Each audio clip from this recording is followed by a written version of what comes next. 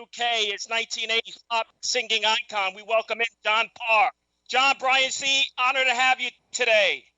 Hey, Brian, good morning. How are you? Everything's well, John. John, the 80s was my decade, a big fan of your work. Let's begin by sharing with our audience how your love for music came into your life. Man, I guess like for a lot of musicians, it was the Beatles.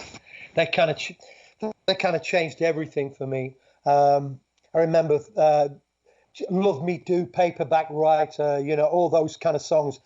I was just this young kid learning guitar, and it just changed everything. And that was my future. That's what I wanted to do. So you mentioned the Beatles. What were some of the other earliest bands, guitarists you idolized? Well, I loved Deep Purple. I really liked Richie Blackmore. I used to like Jan Ackerman from Focus as well. Of course, Jeff Beck. But the bands, the Stones, the Who, the Kinks, and of course the American bands, like Aerosmith and the Eagles. It was a rich platter, wasn't it, of just incredible music. Incredible. John, at a young age, did you ever envision that you would be performing on the world stage one day? It's that I always dreamed big as a kid. And I always used to correct my mum and dad. They used to say, if you make it. And I always used to say, when I make it. So I think I was a bit precocious that way. But I was determined, and it was a long time coming, a long, long time coming. Now, let's begin by talking about your first of two Billboard Top 40 singles, Naughty Naughty. Can you tell us a little about the history of the making of that song? Yeah, I was signed by Ahmet Ertegun, who was the then owner of Atlantic Records. And he really believed in me. And they just lost the Stones, I think, and were looking for a new rock act, and he had high hopes for me. And he said, John, sex sells, write a song about sex, and so I got to thinking about, I'd already written the songs for the album, but the band would warm up with a riff that was later Naughty Naughty, and it just developed. And then Ahmed's words kept echoing in my head, and I wanted to make a record that was very kind of hybrid rock and roll, but also had the new avant-garde sampling. Digital was just coming in, so I could hear all the weird sounds you hear on Naughty Naughty, and sort of everybody thought I was crazy, but I think it's those parts of the song that kind of elevate it out of the ordinary. Yeah, Naughty Naughty was released in 1984. I mean, the video, the video is so cool that you have all the ladies hanging around you. And, your performance on the video is really excellent. It looks like you have a natural act for acting. Did that come instinctively? Is that part of your nature? Because in your videos, you do fabulous work. Well, thank you very much. But no, I mean... it's funny with even with Elmos Fire. One of the things in that movie, in the video for that movie, I'm on set with Demi Moore and Rob Lowe, and for sure they didn't want to be in that video. And I remember being on set with them and thinking, man, they don't seem to be doing anything, And I actually said to them, maybe if you just did this or that, because I'd done school plays. That was my background. School plays, and I didn't know who these guys were. They were I'd just come from England, so I didn't know they were big time actors. And no, I wouldn't say I'm a particularly hot actor, but that was a test. It's amazing. So Naughty Naughty was released in 84. Then a year later, late 84, 85, you release this mega hit, which we will air right now. Let's hear John Parr.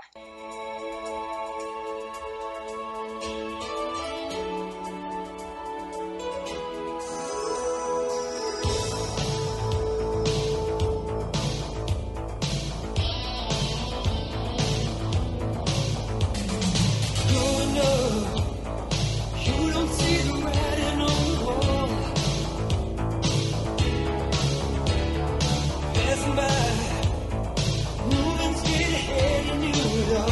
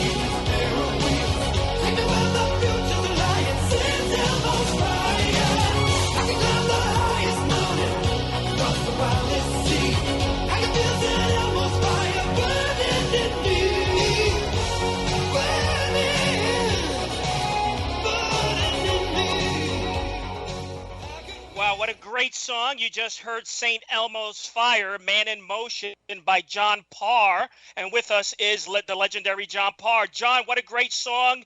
That song pumps me up. It reached #1 in the United States, September 85, and received a Grammy nomination. Talk a little bit about that song, the creation, and what it has meant to you. Well, there are so many stories attached to this song, but I suppose it started with Naughty Naughty.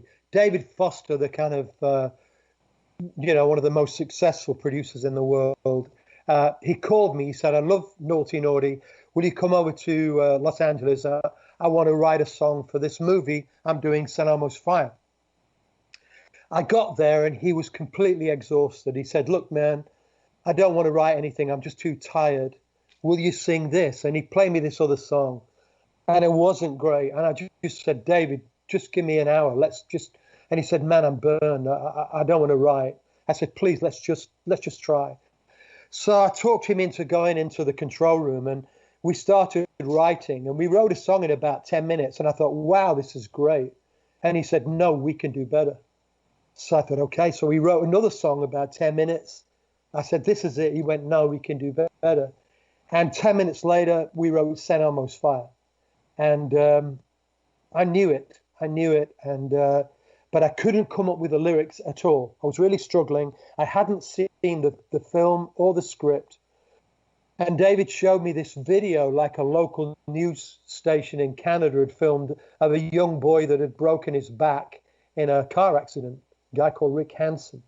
He was a beautiful young man, looked like a young Kennedy. And he said, you break your back, you break your arm, you break your leg, you're in a plaster cast for 6 weeks. But you break your back, you're in this chair for the rest of your life. And he said, I'm going to do something about it. I'm going to get in this wheelchair and wheel it around the world. And then the video carried on, and it was him pulling out of a shopping mall in Vancouver. And on the side of the backup truck, it said, Rick Hansen, Man in Motion, World Tour. And I got to write this song for this young man. So I went back to the hotel that night. And David said, you're crazy. This is your big break in movies. My neck's on the line. You can't, change the subject. And I said, don't worry. And I wrote it in such a way that the movie company thought that the pair of wheels were Demi Moore's Jeep. And for when once in a life a man has his time, they thought that's when Emilio Estevez gets the girl. But really, it's entirely about a man wheeling up mountains across deserts in a wheelchair, with St. Elmo's Fire, which is to me that freak of nature burning in the sky. And that's the dream he's wheeling towards, So it's entirely nothing to do with the movie. It's just about this man and his impossible dream. Man, that song is so engraved in our pop culture. In the 1980s, early 90s, I believe the Ford company played advertisement for, its Mustang pony car. And they Did played they? this. Yeah, yeah. I believe it was the late 1980s, 90s that Ford played Wow, I that didn't know. song. Yeah, I didn't know. it's so ingrained. Let me ask you. Let's talk a little bit about Tim Tebow. What was the deal with the Tim Tebow relation to that song? Can you share with us? Yeah. Well, I didn't know a lot about American football, and had a meeting up at ESPN, and I had the meeting, and then they said, "Look, you wouldn't fancy singing St. Elmo's Fire on the 5 o'clock show live?" And I went, "Sure." And I had my acoustic. So just as we were about to go live, they said, "Hey, will you wear this football shirt?" And I went, "Sure." And they threw this shirt, and it was a Tebow shirt. Well, I didn't know who Tebow was. So I put the shirt on, and they go, "Action." I'm singing St. Elmo's Fire. And then as I'm looking on all the monitors up there, there's all this incredible footage of Tebow going down on one knee, doing those extraordinary run-throughs, breaking through like a quarterback should never do. And instead of St. Elmo's Fire, I started singing Tim Tebow's Fire. And of course, it went crazy. 19 million views in a week. It was a complete accident. Wow. Now, how about your relationship with Meatloaf? Now, John, before the show, I told you I'm performing my show in Connecticut, and I know you're familiar with Connecticut. Can you talk a little bit about your relationship with Meatloaf? Yeah, I mean, that was my first big break. I just signed a publishing contract in England. Worst deal you could ever sign. £500. The lawyer was 400. The train ticket was 50. So I had £50 for my deal. But the beauty was that the publishing company paid for my demos. So I'd get $100 to do a demo. And they started sending cassettes in those days. And within a few months, they got a call from Meatloaf saying, "I like these songs John Parr's writing. Could I meet him?" So I went back in the studio and I recorded 2 or 3 songs, and I can copy Meatloaf's voice. So I wrote 3 songs exactly like Meatloaf singing. And I went up to Newcastle in the north of England to meet him, gave him the songs, and it was great to meet you. And I thought, well, that's the end of it. Next day he calls me, said, "I love it. I'm buying you a plane ticket to Connecticut. I want you to come live with me, work on the new record." And that was the beginning. A lot of the E Street Band were in the studio, and me, and we did this album together. And it was my first. I mean, I was ready. I'd been playing live for 20 odd years, and I'd only been working in little studios, but I was ready, Brian. It was like that when preparation meets opportunity. So I was ready, and we became great friends. We did a duet together, a song called Rock and Roll Mercenaries. We went around the world promoting it. It was up and down time. He also went bankrupt during that period. So the house in Connecticut, there were people coming trying to, take the house from him and take the furniture and the cars. And you call it Chapter 11, I think. I forget what it is in American. And he basically paid his way out of it. But I saw both sides of the business very quickly. And of course, the year later, then my own career with Naughty Naughty took off. But Meatloaf and I, we still talk, and we're proper pals. Yeah, and another footnote on the Meatloaf, I believe in '86 it was that you and Meatloaf performed in David Brenner's night television program, and I don't know if this is true. I believe that was Meatloaf's first public appearance. I'm not sure. The big thing I remember from that show was I was doing quite well in America at that point, and Meat asked me, would I stay for 3 or 4 days to do that show? And I stayed. And literally 2 hours before the show, he told me I wasn't doing it with him. And we had this big fight. And anyway, he came to my room after. He said, "Look, man, I'm really sorry. Please stay and do it." But yeah, we'd had this huge fight before that show. But it kind of just rocked the boat a bit. Wasn't long term. Now, John, you also performed in the Tina Turner Dancing Private Dancer Tour, right? Yeah, I did 40 shows with Tina. Did the Middle America, the Midwest, um, and the West Coast, and that was one of the greatest experiences. I saw every show. I used to do my opening set, get changed, wait for the lights to go down, and then I'd go into the arena and watch Tina, because like training at the knee of the master. She's just one of the handful of true greats. Now, another tune you wrote, John, Under a Raging Moon. If you can give us a little information about that tune. I believe it was written as a tribute to The Who's former drummer, right? Keith Moon? Yeah, my manager, a guy called John Wolfe, originally started as Keith's driver. And then he became their production manager and road manager. So he's with them 30 years. So on the endless miles he and I would travel together, I know every Who story there is to know. And I just thought it would be wonderful to write a tribute about one of the greatest drummers, and I saw it as in being at Woodstock, and the helicopter and all the fans reaching up to the sky as the Who are landing, and then the Who playing, and the moon's out and the moon's on stage as well, delivering the thunder. And so that, and of course, Roger did record it as well on his album. It became his biggest record ever, actually. Wow. And so what have you been up to these days? Like current projects, what are you working on? I know your website is johnparr.net. Any current projects you're working on? Yeah, I've got a new album. I'm about 3/4 of the way through. It's a very much a record like John Parr 1, like the Naughty Naughty stuff. I'm very proud of it. Got some great people on it. In fact, Kenny Jones, from the Faces and indeed the Who, is playing drums on a couple of tracks. Mark Singer too, from the Blue Jays and the Everly Brothers, not the Everly Brothers, the Righteous Brothers. So some kind of real class people playing.